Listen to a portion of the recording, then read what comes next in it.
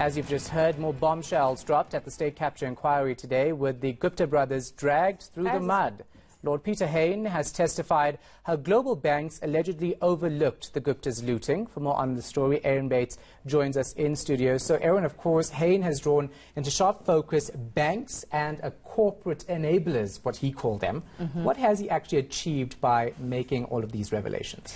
Well, in terms of the work of the Commission, what he has done is put this issue of the global financial system squarely on the agenda of the state capture inquiry. And that's important because we know that often there's been criticism about the focus on individuals, whether they're in politics or in business, and not the kind of systems that enable these sorts of financial flows to occur.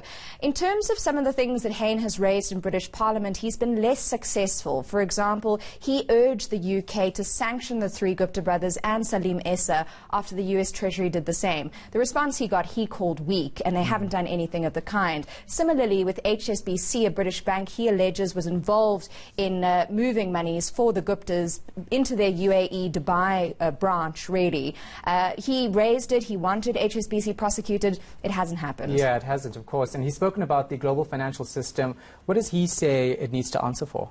So much when it comes to the movement of monies, and not only in terms of the Guptas, but more broadly in terms of corruption. Because, of course, Shahan, if you're going to get money through dodgy means, you don't want to keep it in the place where you stole it. You want to move it around, start making it look more legitimate, maybe get a nice apartment in a big city or something like that. And that's where the issue not only of financial institutions or consultancies really, but also governments comes into play. And there, to his credit, Hain has been quite critical of the British government along with that of Hong Kong and the UAE. And he's spoken also, of course, about the banks. Let's take a look. For them to claim, as they have to me, and at least one of them has claimed in a response to this commission, as a result of my submission, that they have no responsibility for what happens in Dubai, let's say, seems to me to be frankly disingenuous, because they're international operations and they should be held accountable for the consequences of accounts in, let's say, Johannesburg or Pretoria or Cape Town or wherever it might be in South Africa, which then have money that is smuggled in a conventional way out of the country into other jurisdictions and into their accounts in other jurisdictions. And I think there were lots of warning signs from the evidence I've seen that this was happening, and frankly the banks concerned did not stop it.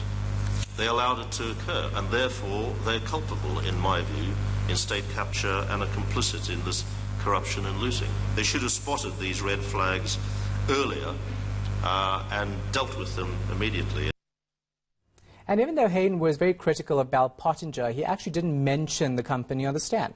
Amazingly, he didn't mention Bell Pottinger once during his oral evidence. And I actually asked him about that afterward, because I think for many South Africans who don't know Hain and his anti-apartheid history, his name first came to light when he was the target of trolls and bots because he was so critical of Lord Tim Bell's reputation management company, which in its own case, as Hain argued, didn't manage its reputation very well because it took money from all sorts of dodgy people and tried to polish off their dirty reputations. And this is what he said to eNCA afterward on that front.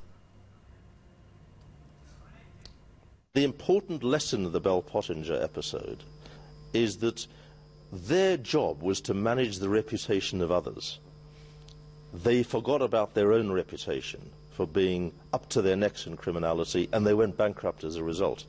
It's one thing for the KPMGs and the Bains and the HSBCs to be facilitating corruption and money laundering in South Africa, but once it gets to the attention of the global media and global politics, as happened, and I helped to do that, then they suffer enormous damage, and they start then to admit to their culpability, as many of them have done, sack the people involved.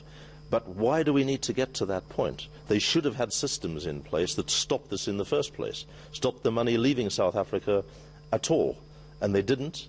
And they still aren't. All right, we're going to leave it right there. Appreciate it. Erin Bates tracking that story for us.